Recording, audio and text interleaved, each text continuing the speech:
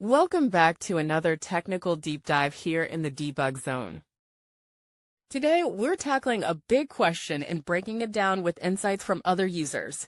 Hopefully this clears up some misconceptions and helps you get the answer you need. So buckle up, stay a little curious, and let's jump right in.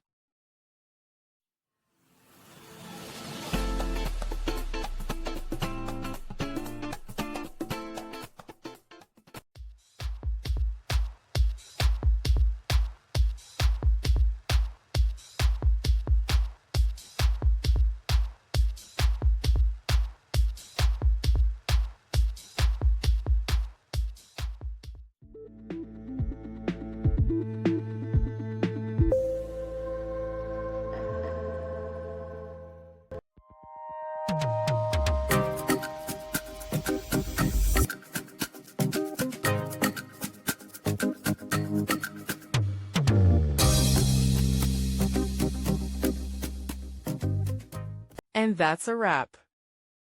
I hope you found the answer you were looking for. If you did, take a second to hit that subscribe button. It really helps out. And let me know in the comments which solution worked best for you. See you next time in the debug zone.